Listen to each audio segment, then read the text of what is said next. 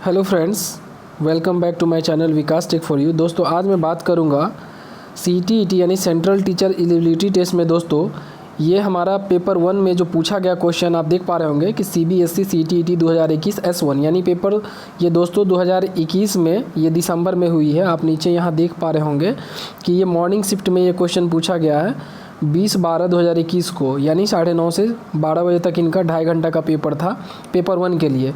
Subject में आप देखेंगे P1 हिंदी एंड संस्कृत। यानी दोस्तों अगर आप हिंदी को अगर लैंग्वेज 1 चूज़ करेंगे तो आपका इसी तरह से रहेगा हिंदी एंड संस्कृत। यानी इनका फर्स्ट लैंग्वेज हिंदी है और दूसरा जो लैंग्वेज है दोस्तों संस्कृत है। आप कुछ भी ले सकते हैं। अगर आप इंग्लिश को फर्स्ट लैंग्वेज लेंगे तो इंग्लिश आपका फर्स्ट पेपर रहेगा, और आप संस्कृत या हिंदी को सेकेंड लेंगे तो आपका वो सेकेंड पेपर रहेगा। तो उसमें 2 पेपर जो है आप लैंग्वेज 1 और लैंग्वेज 2 आपको सेलेक्ट करना रहता है। तो चलिए दोस्तों मैं बात करता हूँ इसमें क्या होगा कि जो भी प्रीवियस ईयर क्वेश्चन अगर आप हल करेंगे, इससे ये होगा कि आपको एक आइडिया मिलेगा कि किस तरह का क्वेश्चन आता है। और ये सब क्वेश्चन मैक्सिमम दोस्तों CTET में आप जब भी देखेंगे तो ये रिपीटेड क्वेश्चन बहुत होता है। तो चलिए मैं बात करता हूँ पहला क्वेश्चन का कि निम्न में से कौन सी शिक्षा प्रणाली कक्षा में सृजनात्मकता में सहायक होगी। तो दोस्तों आप देख पा रहे होंगे कि पहला ऑप्शन हमारा है कल्पनाशील उत्तरों को स्वीकार करना, दूसरा हमारा विचार मंथन पर बल देना, सी है अभिसारी चिंतन पर बल देना, और डी हमारा है असहमति के प्रति सहनशीलता। तो दोस्तों इसका जो है इसका राइट आंसर कौन कौन हो जाएगा। पहला आप देखिए जो हमारा है कल्पनाशील उत्तरों को स्वीकार करना, बी में हमारा विचार मंथन पर बल देना, और चौथा जो है असहमति के प्रति सहनशीलता। यह हमारा 1, 2 और 4 यानी हमारा ऑप्शन ए जो है हमारा दोस्तों ये हमारा राइट आंसर हो जाएगा। क्योंकि ये शिक्षा प्रणाली में सृजनात्मकता की बात हो रही है तो इसमें हमारा जो तीन स्टेटमेंट है पहला, दूसरा और चौथा, ये हमारा क्या है राइट आंसर है। चलिए दोस्तों दूसरा क्वेश्चन हम देखते हैं। दूसरा क्वेश्चन आप देखेंगे कि लिखा हुआ है एक प्रगतिशील कक्षा में कौन सा विकल्प सार्थक शिक्षण को बढ़ावा देने के लिए व्यक्तिगत अधिगम विधि का उदाहरण है। ऑप्शन ए है केवल अधिगम का मूल्यांकन के स्थान पर अधिगम के लिए मूल्यांकन पर बल देना, और बी हमारा क्या है यानी दूसरा मौखिक दंड का प्रयोग, बिल्कुल गलत है ये दोस्तों। तीसरा है हमारा निरंतर व्यक्तिगत प्रतियोगिताओं का आयोजन, ये भी गलत है। और चौथा हमारा एक रूपी मानकीकृत पाठ्यचर्या। तो ये हमारा दोस्तों ये तीनों स्टेटमेंट जो है नीचे में 2, 3, 4 ये गलत है। यानी पहला ऑप्शन जो है प्रगतिशील कक्षा के लिए वो सही है, यानी केवल अधिगम का मूल्यांकन के स्थान पर अधिगम के लिए मूल्यांकन पर बल देना। ये हमारा क्या होगा दोस्तों राइट आंसर हो जाएगा ऑप्शन ए। उसके बाद दोस्तों चलिए मैं तीसरा क्वेश्चन का बात करता हूँ। तीसरा क्वेश्चन देखेंगे लिखा हुआ है कि इनमें से कौन सी नीति छात्रों को चिंता का सामना करने में सहायता नहीं देती है। मतलब कौन सी जो है दोस्तों नीति जो है छात्रों को चिंता के लिए जो है वो सहायता नहीं देती है। तो ऑप्शन आप देख पा रहे होंगे पहला हमारा है छात्रों को अधिगम की प्रभावकारी और अर्थपूर्ण विधियां सिखाना, बी हमारा है कक्षा में छात्रों के प्रदर्शन की एक दूसरे से तुलना करना, तीसरा में है छात्रों को लघु अवधि के यथार्थवादी लक्ष्य निर्धारित करने में सहायता देना, और हमारा चौथा क्या है छात्रों को अपनी चिंता की अनुभूति का स्रोत पहचानने में मदद करना। तो दोस्तों सबसे बड़ी बात यह है कि चिंता के सामना में सहायता कौन नहीं कर सकता है। तो आप देख पा रहे हैं जो कंपेयर करना वो गलत बात होता है, जो कि ऑप्शन बी हमारा क्या है कक्षा में छात्रों के प्रदर्शन की एक दूसरे से तुलना करना, ये क्या है सहायता इससे नहीं होती। इसीलिए ये हमारा दोस्तों क्या है बी ऑप्शन यानी इसका राइट आंसर हो जाएगा। ठीक है, चलिए मैं चौथा क्वेश्चन करता हूं दोस्तों। इनमें कौन सा, देखिए लिखा है चौथा, कौन सा कथन लेव वाइगोत्स्की के मूल सिद्धांत को सही मायने में दर्शाता है। तो लेव वाइगोत्स्की का जो मूल सिद्धांत क्या क्या है। सबसे पहला है कि अधिगम एक सामाजिक क्रिया है, बी हमारा अधिगम एक अंतर्मन प्रक्रिया है, तीसरा है अधिगम उत्पत्ति मूलक क्रमादेश है, और चौथा है दोस्तों अधिगम एक अक्रमबद्ध प्रक्रिया है जिसके 4 चरण होते हैं यानी 4 स्टेज होते हैं। तो दोस्तों लेव वाइगोत्स्की जो कहते हैं इनका सिद्धांत ही है सामाजिक और सांस्कृतिक, क्योंकि लेव वाइगोत्स्की सबसे ज़्यादा सामाजिक और सांस्कृतिक विधि पे सबसे ज़्यादा इन्होंने बल दिया है। तो इसीलिए इनका बात जो है मूल सिद्धांत इनका क्या है दोस्तों, पहला ऑप्शन हो जाएगा अधिगम एवं सामाजिक क्रिया। तो ऑप्शन इनका राइट आंसर दोस्तों हो जाएगा, राइट आंसर हो जाएगा इनका पहला ऑप्शन, यानी अधिगम एक सामाजिक क्रिया है। दोस्तों इसके बाद पाँचवा क्वेश्चन देखेंगे आप, लिखा है पारो अपने पिता की बढ़ई की दुकान में उनकी सहायता करती है, जहां वह लड़की के ब्लॉक टुकड़ों को अपने पिता द्वारा सिखाई गई विधि से सफलतापूर्वक मापती है। उसे हाल में WS स्कीम के अंतर्गत एक पब्लिक विद्यालय में प्रवेश मिलता है, जहां पर वह शैक्षिक अपेक्षाओं खासकर गणित का सामना करने में असमर्थ है। इस स्थिति में अध्यापक को ऐसा क्या लगता है, मतलब जो पारो एक स्टूडेंट है दोस्तों, जो कि उनके पिता का जो दुकान है वो बढ़ाई में वो क्या करती है, सहायता करती है। तो यह पूछ रहा है कि इसके लिए जो है यहाँ पे एक शिक्षक का क्या स्टेटमेंट है उनके बारे में। पहला आप देखिए, लिखा हुआ है कि पारो को घर पर सीखे ज्ञान को स्कूल से सीखे ज्ञान से पृथक रखने के लिए कहना चाहिए। तो दोस्तों ये भी बात नहीं है। दूसरा हमारा क्या स्टेटमेंट है, पाठ्यक्रम और अध्ययन सामग्री को पारो के लिए प्रासंगिक बनाना चाहिए और पारो द्वारा विद्यालय के बाहर सीखे गए गणितीय अनुभवों का समावेशन करना चाहिए। तीसरा हमारा है, पारो को कहना चाहिए कि उसमें पढ़ने के लिए क्षमता नहीं है। और चौथा हमारा है, पारो को परीक्षाएं देनी चाहिए और दोहराव व वेधन को बढ़ावा देना चाहिए। दोस्तों सबसे बड़ी बात यह है कि आप तीसरा ऑप्शन देख रहे हैं कि उसमें पढ़ने की क्षमता नहीं है, ये बात तो बिल्कुल गलत है, क्योंकि हर एक स्टूडेंट में क्षमता होती है जो पढ़ सकते हैं। और चौथा में है कि परीक्षाएं देनी चाहिए और दोहराव यानी जो रिपीटेशन है वो हमारा क्या बढ़ावा देना चाहिए। रिपीटेशन यानी जो रटिफिकेशन वो तो गलत होता है। तो ये हमारा क्या है, तीसरा चौथा भी ऑप्शन गलत है। और जो हमारा पहला ऑप्शन है दोस्तों, देख पा रहे होंगे कि पारो को घर पर सीखे ज्ञान को स्कूल के सीखे ज्ञान से पृथक रखने के लिए कहना। देखिए पृथक कहीं भी नहीं करेंगे, उससे उसको क्या होगा कि जहाँ तक वो गलत होगा। जहाँ तक आप अगर किसी चीज़ को थ्योरी और प्रैक्टिकल करते हैं तो उससे आपको क्या नॉलेज गेन होता है, बढ़ता है। तो इसीलिए क्या है, ऑप्शन 2 इसका क्या होगा दोस्तों, राइट, यानी पाठ्यक्रम और अध्ययन सामग्री को पारो के लिए प्रासंगिक बनाना चाहिए और पारो द्वारा विद्यालय के बाहर सीखे गए गणितीय अनुभवों का समावेशन करना चाहिए। तो ये इसका क्या होगा, सही है हमारा सेकंड आंसर। और पांचवा हमारा दोस्तों ये क्या है, पांचवा क्वेश्चन है। चलिए पांचवा क्वेश्चन देखते हैं क्या है। पांचवा में है हमारा कि छात्रों को विभिन्न प्रकार की सामग्री का प्रावधान करवाना और उन्हें अपने अधिगम को स्वनिर्देशित करने की स्वतंत्रता देना डैश को बढ़ावा देने की एक विधि है। तो दोस्तों ऑप्शन क्या है हमारा, पहला निर्देशात्मक अधिगम, बी हमारा है यंत्रवत अधिगम, तीसरा है प्रतिस्पर्धात्मक अधिगम और डी हमारा है अन्वेषित अधिगम।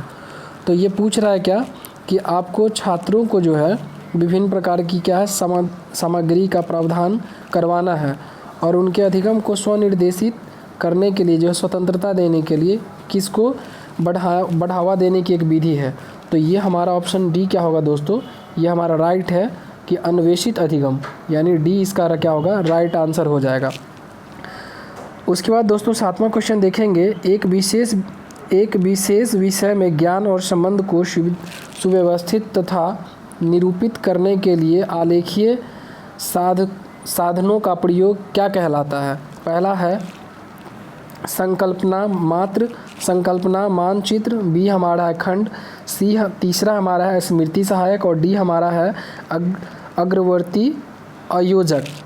तो दोस्तों इसमें क्या हमारा कि सुव्यवस्थित निरूपित करने के लिए जो है इसमें इसका जो है पहला ऑप्शन सही हो जाएगा, संकल्पना मानचित्र। उसके बाद हमारा आठवां क्वेश्चन है दोस्तों, इसमें देखेंगे कि स्टेटमेंट दिया हुआ है कि स्टेटमेंट ए में है विद्यालय को छात्रों में पाठ्यपुस्तकों को याद करके पुनः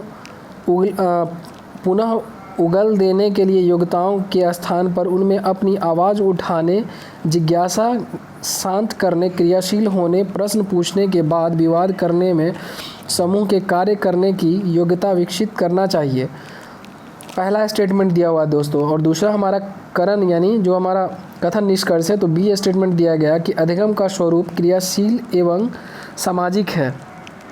तो ये पूछ रहा है कि सही विकल्प क्या होगा। तो ऑप्शन ये हमारा दोस्तों क्या है, दोनों सही स्टेटमेंट है। यानी विद्यालय की छात्राओं में पाठ्य पुस्तकों को याद करके उन्हें पुनः जो है उगल देने की योग्यताओं के स्थान पर उनमें अपनी आवाज़ उठाने, जिज्ञासा शांत और क्रियाशील होने और प्रश्न पूछने के बाद विवाद करने के लिए प्रश्न के कार्य को करने की योग्यताओं को विकसित करना, ये बात सही है। और दूसरा हमारा क्या है, जो अधिगम का स्वरूप क्रियाशील एवं सामाजिक है, तो ये भी हमारा क्या है दोस्तों, सही है।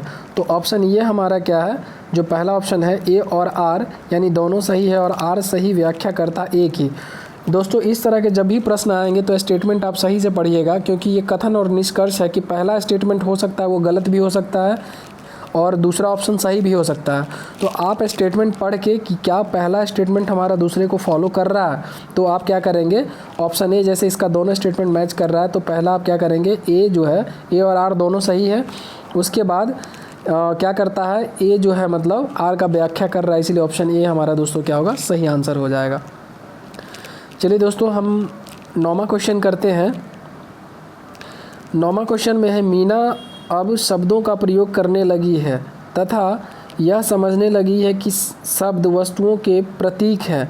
अब तर्क करने लगी है परंतु प्रत्ययों का संरक्षण और क्रमबद्धता नहीं कर पाती है। दोस्तों मतलब वो क्या है कि वो क्रमबद्ध माने सिस्टमेटिक ढंग से वो नहीं कर पाती है। तो ये पूछ रहा है कि मीना पियाजे के संज्ञानात्मक विकास की किस अवस्था पर है। ऑप्शन ए है संवेगी गामक, बी हमारा अमूर्त संक्रियात्मक, तीसरा हमारा है पूर्व संक्रियात्मक और हमारा डी जो है मूर्त संक्रियात्मक है। तो दोस्तों इसका राइट आंसर जो होगा पियाजे के अनुसार यह हमारा पूर्व संक्रियात्मक यानी प्री ऑपरेशनल स्टेज इसको बोलते हैं, ये इसका क्या होगा, सही आंसर हो जाएगा। तो ये हमारा क्या है दोस्तों, ये इसका राइट आंसर हो जाएगा सी, यानी पूर्व संक्रियात्मक अवस्था इसका राइट आंसर हो जाएगा।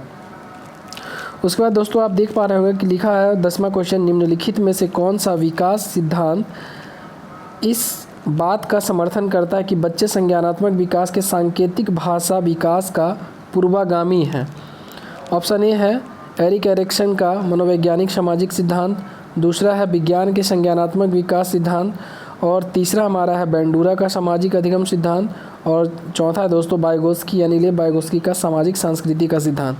तो दोस्तों ये विकास का सिद्धांत जो है इस बात का समर्थन करता है कि संज्ञानात्मक विकास के सांकेतिक भाषा विकास का पूर्वागामी है। तो इसमें क्या है, ये जो कहा है दोस्तों ये हमारा पियाजे ने कहा है, ये पियाजे के संज्ञानात्मक विकास का ये सिद्धांत है दोस्तों। उसके बाद चलिए हम अगला क्वेश्चन देखते हैं दोस्तों। 11वां क्वेश्चन आप देखेंगे, 11वां क्वेश्चन है हमारा कि लॉरेंस कोहलबर्ग के सिद्धांत के किस चरण का पर नैतिक चिंतन शुरुआत सामाजिक परिप्रेक्ष्य पर आधारित है। तो इसका आप देखिए, पहला है पूर्व पारंपरिक चरण, दूसरा है हमारा उत्तर पारंपरिक चरण, तीसरा है पारंपरिक चरण और हमारा चौथा क्या है, दूरस्थ पारंपरिक चरण। तो इसका जो लॉरेंस कोहलबर्ग के सिद्धांत के अनुसार जो है दोस्तों, जो नैतिक चिंतन जो होती है ये सामाजिक परिप्रेक्ष्य पर किस पे आधारित है, तो आपका पारंपरिक चरण, यानी हमारा ऑप्शन इसका सी क्या होगा, राइट हो जाएगा, सही है। उसके बाद चलिए दोस्तों देखते हैं हमारा 12वां क्वेश्चन क्या है। 12वां क्वेश्चन में है जेंडर रूढ़िवादिता को रोकने पर के लिए एक अध्यापक द्वारा कक्षा में प्रयोग किए जाने वाली कौन सी उचित नहीं है। इस बात पे स्टेटमेंट देखिए दोस्तों, कभी भी आप पूरा क्वेश्चन पढ़िएगा क्योंकि उचित नहीं पूछ रहा है ये। अगर आप शुरू में थोड़ा सा देखेंगे और सही करेंगे आंसर तो आप क्या हो जाएगा, आपका आंसर जो है गलत हो जाएगा। इसलिए आप कभी भी सीकेट में जल्दीबाजी नहीं, क्योंकि हमको लास्ट ऑप्शन तक पढ़ना है। तो यहाँ देखिए स्टेटमेंट क्या पूछ रहा है आपसे, उचित नहीं है। तो ये हमारा पूछ रहा है जेंडर रूढ़िवादिता का जो है कौन उचित नहीं है। पहला है जेंडर भेदभाव पर चर्चा करना, दूसरा हमारा एक उदाहरणों का प्रयोग करने के लिए लड़के लड़कियों का गैर परंपरावादी भूमिका में दिखाई दे, वो गलत है ये। उसके बाद हमारा क्या है, तीसरा जो है जेंडर पक्षपात को चुनौती देना, ये भी गलत है। और आपसे पूछा क्या है, कौन उचित विधि नहीं है, तो ये हमारा कि कक्षा में बालक बालिकाओं को अलग अलग बैठाने की व्यवस्था करना। दोस्तों आप समझ पा रहे होंगे कि समावेशी शिक्षा में जो है सबको एक जैसा उसको ट्रीट करना चाहिए, सभी शिक्षकों को, इसीलिए इसका क्या होगा, ये जो है इसका राइट आंसर है। कक्षा में बालक बालिकाओं को अलग बैठाने की व्यवस्था करना, ये इसका क्या हो जाएगा, सही। तो हमारा चौथा आंसर क्या होगा, इसका सही हो जाएगा। उसके बाद चलिए दोस्तों देखते हैं 13 नंबर क्वेश्चन है, भाषा विकास के संदर्भ में संवेदनशील कक्षाओं में कौन सी है। तो संवेदनशील में पूछ रहा है, संवेदनशील अवस्था में कौन सी है। पहला है पारंपरिक अवस्था, उसके बाद है दूसरा हमारा है जन्म पूर्व का समय, तीसरा है युवा अवस्था और चौथा है मध्यवचन। यानी भाषा विकास जो होता है दोस्तों वो संवेदनशील यानी सेंसिटिव स्टेज जो कहते हैं, संवेदनशील अवस्था, वो प्रारंभिक अवस्था को ही हम लोग कहते हैं। तो ये ऑप्शन हमारा क्या होगा दोस्तों, पहला इसका राइट आंसर हो जाएगा। उसका चलिए हमारा 14वां नंबर है, शिक्षार्थियों को किस प्रकार के लक्ष्य निर्धारित करने के लिए प्रोत्साहित किया जाना चाहिए। तो शिक्षार्थियों को दोस्तों किस प्रकार से लक्ष्य निर्धारित करने के लिए आप प्रोत्साहित किया जाना चाहिए। तो ऑप्शन ए है असफलता से बचने वाला लक्ष्य, दूसरा हमारा है प्रवीणता अभिमुखी लक्ष्य और तीसरा हमारा है आत्म पराजित लक्ष्य और चौथा हमारा है असफलता स्वीकार्य लक्ष्य। तो दोस्तों ये इसका जो राइट आंसर होगा, ये पूछ रहा है कि प्रोत्साहित करने के लिए कैसे किया जाना चाहिए। तो प्रवीणता अभिमुखी लक्ष्य के द्वारा आप उनको क्या कर सकते हैं, प्रोत्साहित कर सकते हैं। यानी इसका दोस्तों बी इसका होगा, राइट आंसर हो जाएगा। उसके बाद दोस्तों चलिए 15वां क्वेश्चन देखते हैं। 15वां क्वेश्चन है कि परिवार में आरंभ होने वाली वह प्रक्रिया जिसमें बच्चों अपनी व्यक्तिगत पहचान जानना शुरू करते हैं, भाषा सीखते हैं और आरंभिक संज्ञानात्मक कौशल विकसित करते हैं, क्या कहलाते हैं। तो इसका पहला है सक्रिय सामाजिक, बी हमारा क्या है प्रच्छन्न अवैकृत सामाजिकरण है, उसके बाद है तीसरा हमारा प्रारंभिक सामाजिकरण और डी हमारा क्या है चौथा द्वितीय सामाजिकरण। तो ये जो हमारा दोस्तों है परिवार जो होता है वो हमारा प्रारंभिक सामाजिकरण है, क्योंकि देखिए जो विद्यालय वगैरह ये सब आता है तो वो सेकेंडरी के अंतर्गत आता है दोस्तों, मीडिया वो सब सेकेंडरी, लेकिन परिवार जो हमारा, क्योंकि बच्चा कुछ भी सीखते हैं तो हमारे परिवार में सबसे पहले सीखते हैं, इसीलिए परिवार को क्या है प्रारंभिक सामाजिकरण, एक बच्चा का माहौल जो है प्रारंभ उनको कहाँ से होता है, तो एक हमारा परिवार से होता है। तो इसीलिए क्या है प्रारंभिक सामाजिकरण जो है हमारा परिवार जो होता है प्रारंभिक सामाजिकरण होता है।